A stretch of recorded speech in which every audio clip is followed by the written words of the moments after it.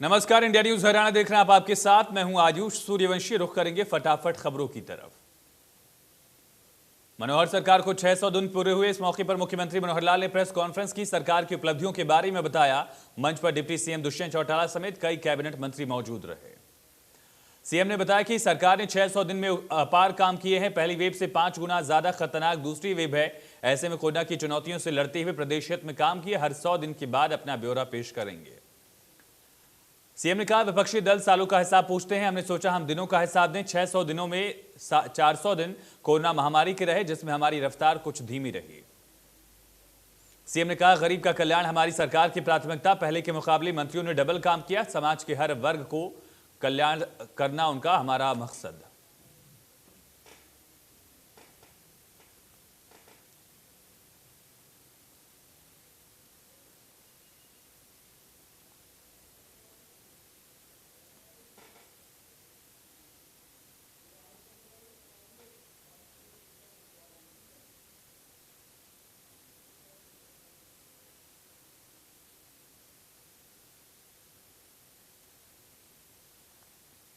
CM ने कहा, प्रदेश में परिवार पहचान पत्र योजना शुरू की गई। हरियाणा की योजना को केंद्र ने भी फॉलो किया। स्वच्छ हरियाणा स्वस्थ हरियाणा हमारी सोच है।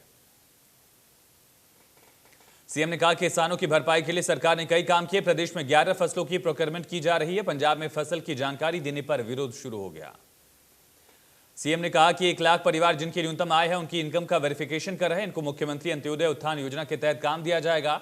स्वामित्व योजना के तहत लोगों को मालिकाना हक मिलेगा। सीएम ने कहा, कुछ नई प्रशासनिक इकाइयां भी खड़ी हुई हैं। फरीदाबाद के बाद पंचकुला को भी पीएमडीए बनाया। पंचकुला को मोहाली के बराबर बनाएंगे। सीएम ने कहा, मेरा पानी मेरी विरासत योजना शुरू की, जिसके तहत धान कम बोया गया। इस बार 2 लाख एकड़ पर धान कम बोने का टारगेट रखा गया। इस बार फास्टेस्ट ग्रोइंग स्टेट्स में बड़े प्रदेशों में हरियाणा नंबर 1। सीएम ने कहा, आंगनबाड़ी और आशा वर्कर्स को मोबाइल दिए, जो ऐप के जरिए आसानी से फील्ड से डेटा दे सकें। प्राइवेट स्कूलों का मुकाबला करने के लिए संस्कृति मॉडल स्कूलों को बनाया। प्लेवे और क्रेच भी खोले। सीएम ने कहा, हायर एजुकेशन का लोन भी गवर्नमेंट गारंटी पर दिया जा रहा। पढ़ाई के साथ स्किलिंग का भी लाभ दिया जा रहा। प्राइवेट उद्योग में नौकरी में लिए 75% रिजर्वेशन का काम किया। सीएम ने कहा, कोविड में सबसे बड़ा चैलेंज ऑक्सीजन का रहा। प्राकृतिक ऑक्सीजन कैसे तैयार हो, इसके लिए वन विभाग ने योजना बनाई, जिसका नाम ऑक्सीवन रखा गया। सीएम ने कहा, कोविड के बाद स्वास्थ्य की योजनाओं को भी मजबूत किया गया है। सीएचसी और पीएचसी में इंफ्रास्ट्रक्चर मजबूत किया गया। सीएम ने बताया कि छोटे दुकानदार जो बीपीएल परिवार से हैं, उन्हें 5,000 रुपए दिए जाएंगे, जो करीब 150 करोड़ की राशि है। जो छोड़कर चले गए और बीपीएल परिवार से हैं, उनके लिए 2 लाख रुपए की राशि तय की गई। नेता प्रतिपक्ष भूपेंद्र हुड्डा ने गठबंधन सरकार के 600 दिन पूरे होने पर कहा कि जो कभी नहीं होना चाहिए था। बीजेपी जेजेपी सरकार ने हरियाणा में वो कर दिखाया। जितनी ज्यादा बेरोजगारी इस गठबंधन सरकार में हुई, वो हरियाणा के इतिहास में कभी नहीं देखी गई। हुड्डा ने कहा, प्रदेश के इतिहास में इतना अपराध कभी नहीं बढ़ा जितना बीजेपी जेजेपी सरकार में बढ़ा। हत्या, बलात्कार, चोरी, लूट, डकैती, फिरौती, अपहरण के मामले में हरियाणा देश के टॉप राज्यों में पहुंचा। नेता प्रतिपक्ष ने कहा कि पेट्रोल डीजल के जितने ज्यादा रेट इस सरकार में बढ़े, वो हरियाणा के इतिहास में कभी नहीं बढ़े। महंगाई से जनता पूरी तरह से परेशान। किसान आंदोलन पर बोलते हुए हुड्डा ने कहा कि हरियाणा के इतिहास में कभी इतना बड़ा किसान आंदोलन नहीं हुआ जितना बीजेपी जेजेपी सरकार में हो रहा। हरियाणा ने कभी इससे बड़ी किसान विरोधी सरकार नहीं देखी। सरकार के 600 दिन पूरे होने पर कांग्रेस प्रदेश अध्यक्ष कुमारी सैलजा ने सरकार पर निशाना साधा। कहा, जो सरकार जनता के बीच ही नहीं जा सके, वो किस बात का महिमा मंडन करेगी। 600 दिन का काम गिनवाना है तो सीधे जनता को गिनवाए। सैलजा ने कहा, योजनाओं के नाम बदले जा रहे हैं, नई योजनाओं का ऐलान किया जा रहा है, उससे कितना लाभ पहुंचा ये बताएं। 75% आरक्षण सुनने में अच्छा लगता है, लेकिन नौकरी कितनी मिली ये बताएं। सैलजा ने कहा, तमाम फसलों पर हरियाणा में एमएसपी देने की बात कही जाती है, लेकिन किसान आंदोलन कर रहे हैं, उनकी समस्या का समाधान निकालने का कोई प्रयास नहीं किया गया। सैलजा ने कहा, कोरोना के 400 दिन का भी हिसाब देना होगा। किस तरह से प्राइवेट अस्पतालों में लूट रही, पूरे प्रदेश में हाहाकार मचा। परिवार पहचान पत्र योजना आई, लेकिन आधार कार्ड का क्या होगा। मुख्यमंत्री मनोहर लाल 3 दिन के दिल्ली दौरे पर पहुंचे। केंद्रीय आलाकमान समेत कई नेताओं से राजनीतिक मुद्दों पर चर्चा। प्रदेश में कोरोना की रफ्तार कम होती नजर आ रही है। भिवानी में जिस फ्लू सेंटर पर 20 से 25 दिन पहले तक कोरोना टेस्ट करवाने के लिए मारामारी देखी जाती थी, उस केंद्र से अब लोगों की भीड़ गायब होने लगी है। मानसून के हाट के बीच सोनीपत में धान की बिजाई शुरू हो गई है। जिले में 90,000 हेक्टेयर जमीन पर बिजाई का लक्ष्य रखा गया। सोनीपत में 2,000 एकड़ में सीधी बिजाई की जाएगी। धान की रुपाई प्रक्रिया शुरू होने, लॉकडाउन में राहत मिलने पर यूपी और बिहार से मजदूर पहुंचने शुरू हो गए।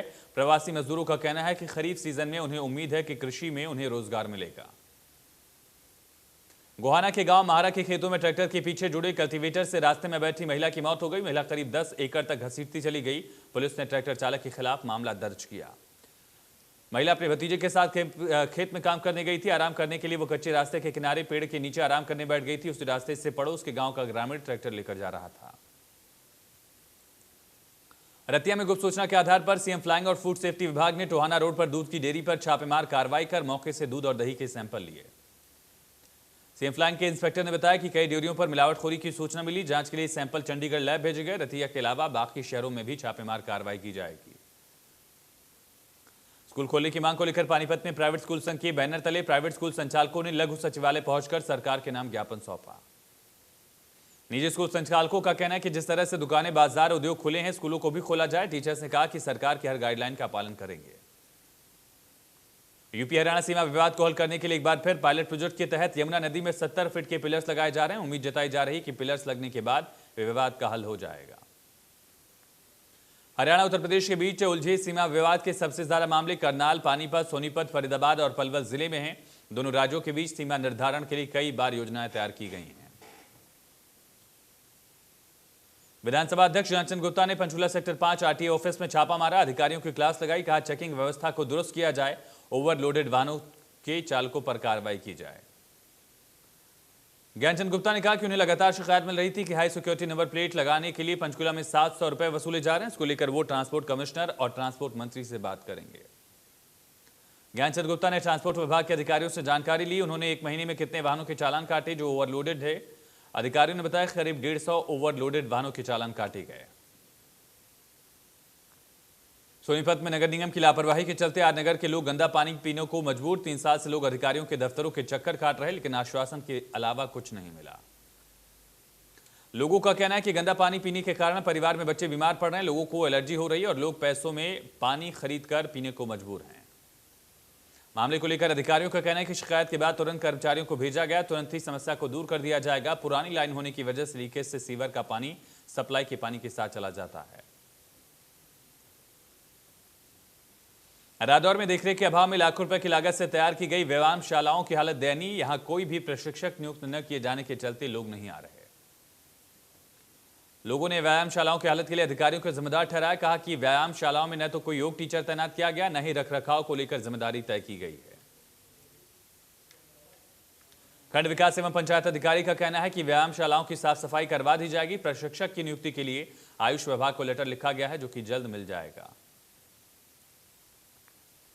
कैथल में नगर परिषद हाउस की मीटिंग को लेकर कार्यकारी प्रधान और कार्यकारी अधिकारी एकमत नहीं हो पा रहे, जिसके चलते 18 जून को होने वाली मीटिंग होगी या नहीं, इस पर असमंजस। कार्यकारी प्रधान मीटिंग की ऑफिशियल सूचना और एजेंडा पार्षदों तक न भेजने पर नाराज हैं। कहा कि इसे लेकर कार्रवाई की जाएगी। पानीपत के समालखा में बिजली विभाग की लापरवाही के चलते खंभे पर चढ़कर काम कर रहे 2 कर्मचारी करंट की चपेट में आ गए, जिसमें 22 वर्षीय कर्मचारी की मौके पर मौत। लोगों ने बिजली विभाग पर लापरवाही के आरोप लगाए। कहा परमिट लेकर काम किया जा रहा था, लेकिन पावर हाउस से बिजली चालू कर दी गई।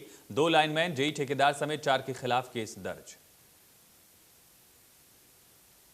हरियाणा विधानसभा अध्यक्ष ज्ञानचंद गुप्ता ने पंचकूला वासियों को कई सौगात दी। शुरुआत शहीद मेजर संदीप सांखला मेमोरियल चौक से की गई। 10 बसों को हरी झंडी दिखाई गई। पंचकूला को हरा भरा साफ सुथरा बनाने के मकसद से सेक्टर 14 में स्वच्छ भारत मिशन के तहत नए प्रोजेक्ट का शुभारंभ किया। लोगों से कपड़े के बैग यूज करने का आह्वान किया है। ज्ञानचंद गुप्ता ने बताया कि जिन 10 नई बसों की शुरुआत की गई, ये पंचकूला की लोकल बस सेवा है। ये सेवा रात 9 बजे तक मुहैया करवाई जाएगी। जरूरत पड़ेगी तो टाइम बढ़ाया जाएगा। जल्द ही जीरकपुर के लिए भी बसों की व्यवस्था होगी। अंबाला में बरसात के मौसम से पहले संबंधित सभी विभाग बाढ़ प्रबंधन की तैयारी पूरी कर रहे हैं। एसडीएम ऑफिस और सिंचाई विभाग में बाढ़ सहायता कंट्रोल रूम भी बनाए गए, जहां जनता फोन कर मदद ले सकती है। अंबाला डीसी ने सभी अधिकारियों के साथ मीटिंग की और बरसात से पहले सभी ड्रेन और सीवरेज व्यवस्था को दुरुस्त करने के निर्देश दिए। राजस्व विभाग की टीम बाढ़ बचाव कार्य का रिहर्सल भी कर रही है। डीसी ने बताया कि अधिकारी नालों और ड्रेनेज के दौरे भी कर रहे हैं। साफ सफाई को लेकर काम किया गया। ड्रेनेज सिस्टम को खास तौर पर दुरुस्त किया जा रहा है।